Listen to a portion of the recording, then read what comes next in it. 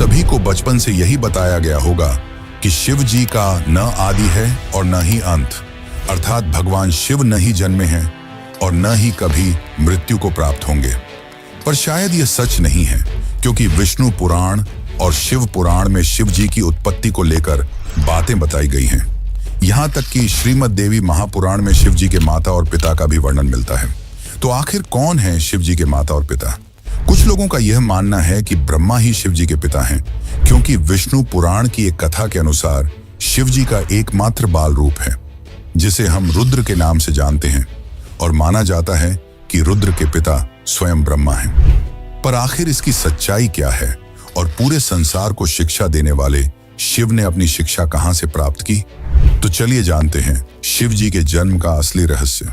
लेकिन उससे पहले वीडियो को लाइक करके कमेंट में हर हर महादेव जरूर लिखें। शिव पुराण के अनुसार शिव जी अजन्मे हैं, यानी कि उनका जन्म नहीं हुआ है, और वे स्वयंभू हैं, यानी कि खुद से ही उत्पन्न हुए हैं। क्या इसका मतलब यह है कि शिव जी के न तो माता हैं और न ही पिता?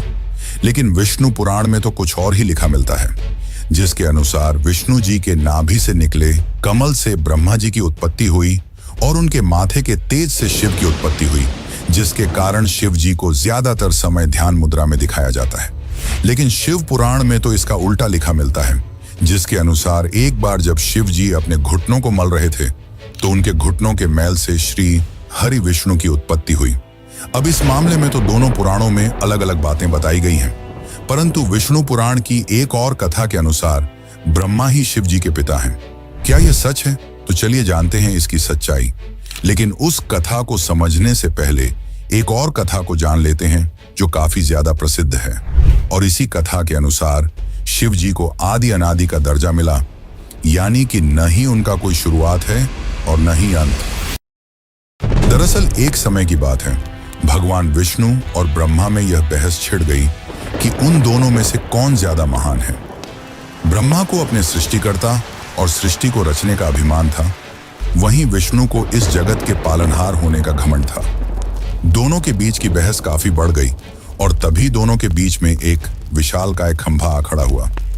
उस खंभे के अंदर से आवाज आई कि जो भी इस खंभे का आखिरी हिस्सा खोज लेगा वही सर्वश्रेष्ठ होगा। यह सुनकर दोनों ने खंभे का आखिरी छोर खोजने का निर्णय लिया। ब्रह्मा जी ने एक हंस का रूप धारण किया और खंभे का ऊपरी हिस्सा खोजने के लिए उड़ चले। वहीं विष्णु ने एक वराह का रूप लिया और खंभे का निचला हिस्सा खोजने को निकल पड़े। हजारों वर्षों तक खोजने के बावजूद दोनों को उसका आखिरी छोर नहीं मिला, जिसके पश्चात वे थक हार कर वापस लौट आए। अंततः खंभे के भीतर से शिव जी प्रकट हुए। यह कथा यह दर्शाती है कि शिव जी का न तो आदि है और न ही अंत। लेकिन दोस्तों, क्या आपको पता है, इसी दौरान जब विष्णु और ब्रह्मा थक हार कर वापस लौटे और जब शिव जी प्रकट हुए, तब उन्होंने दोनों से पूछा कि क्या आपको खंभे का आखिरी छोर मिला? विष्णु ने निराशा भरे शब्दों में कहा कि मैं इसका आखिरी हिस्सा खोजने में असफल रहा, परंतु ब्रह्मा जी ने यह झूठ बोला कि वह इसका आखिरी हिस्सा खोजने में सफल रहे। यह बात सुनकर शिव जी काफी क्रोधित हुए और ब्रह्मा को श्राप दिया कि आज से पृथ्वी लोक पर तुम्हारी कोई पूजा नहीं करेगा, जिसके कारण आज भी ब्रह्मा जी का न तो ज्यादा कोई मंदिर है और न ही उन्हें पूजा जाता है। वैसे दोस्तों, इसके पीछे एक और कथा है जो भगवान ब्रह्मा और उनकी पुत्री से जुड़ा हुआ है, पर हम उसकी बात किसी और वीडियो में करेंगे।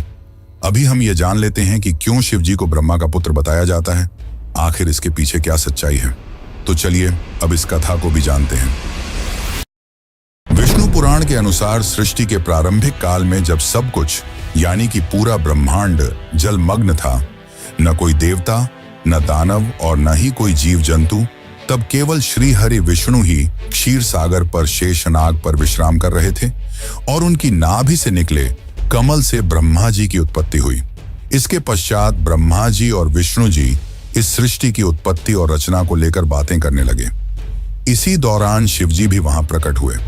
जब शिव जी वहां प्रकट हुए तब ब्रह्मा ने उन्हें पहचानने से इनकार कर दिया, जिससे शिव रूठ गए और वहां से चले गए। तब विष्णु ने ब्रह्मा को दिव्य दृष्टि प्रदान की, जिसके पश्चात ब्रह्मा जी को अपनी गलती का एहसास हुआ।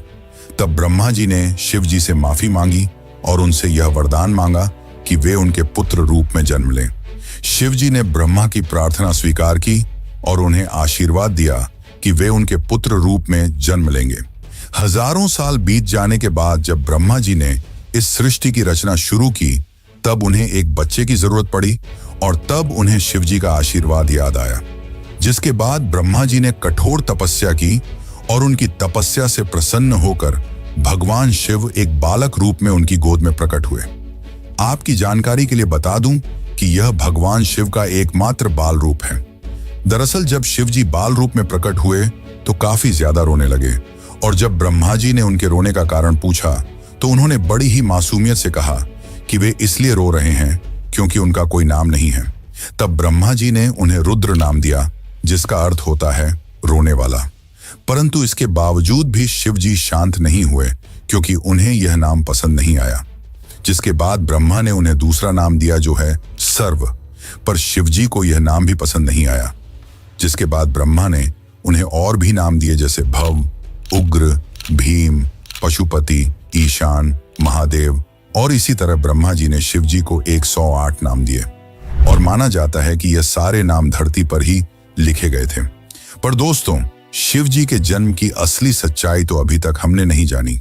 तो चलिए अब हम जानते हैं शिव के जन्म की असली कहानी। आखिर कौन है उनके माता पिता।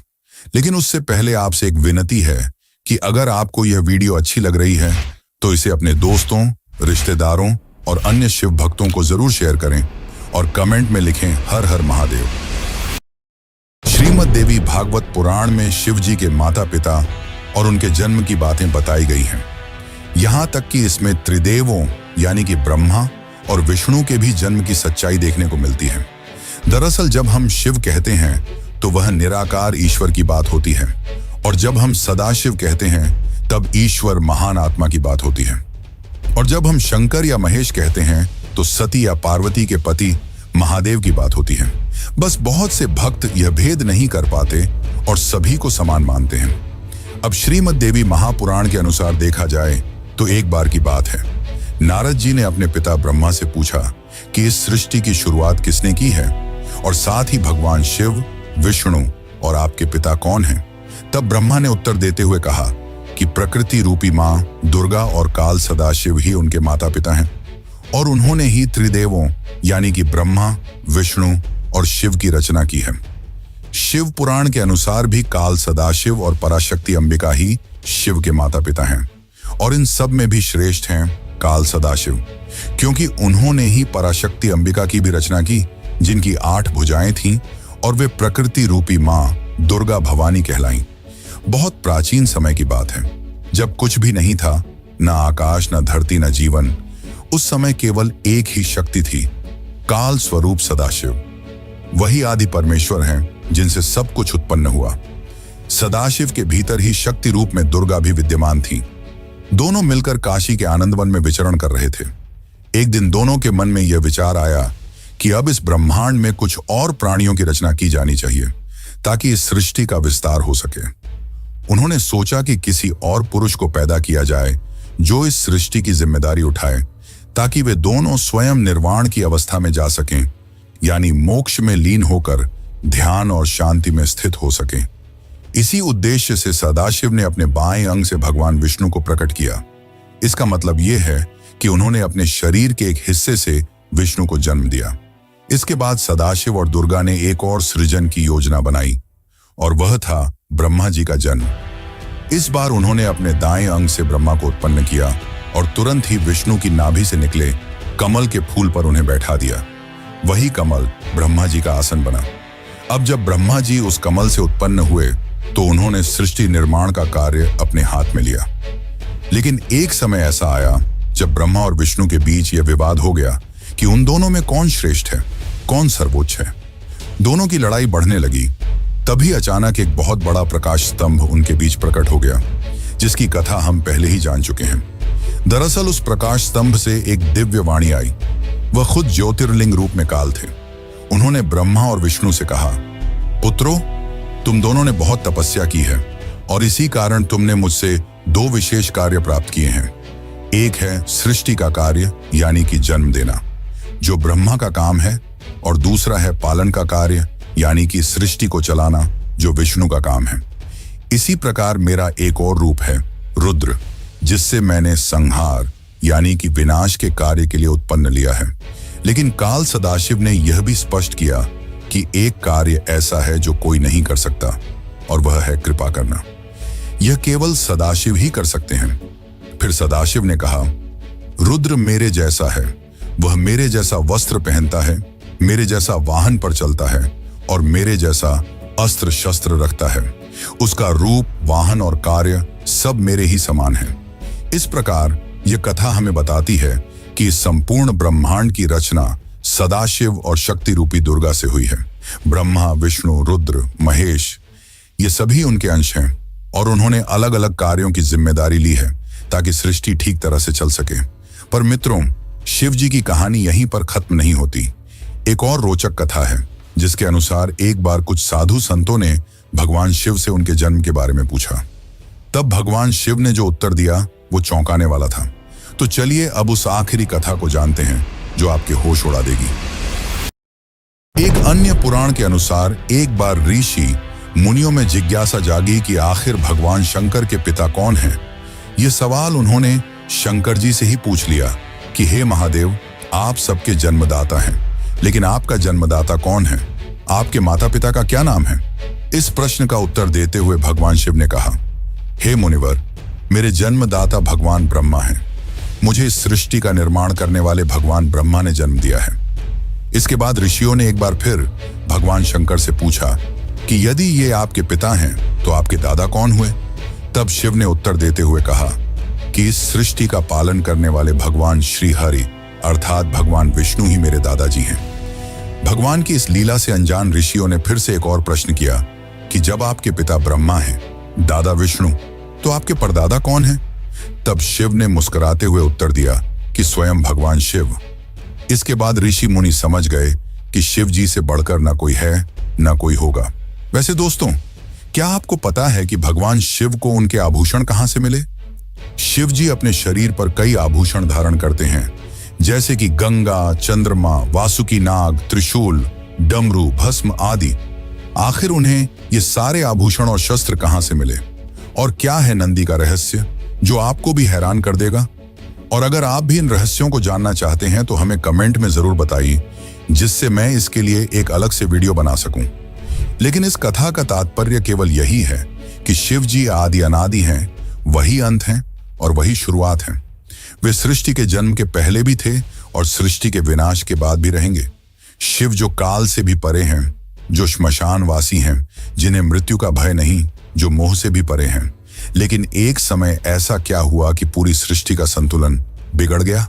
शिव एक आम आदमी की तरह दुख में रोने लगे। उन्हें दुख था अपनी अर्धांगिनी सती की मृत्यु का। परंतु ऐसा क्या हुआ कि सती ने अपना देह त्याग दिया? और कैसे मिले शिव जी माता पार्वती से? अगर आप भी इस कथा यानी कि सती कथा को जानना चाहते हैं तो चैनल पर जाकर हमारी सती कथा वाली वीडियो जरूर देखें। धन्यवाद।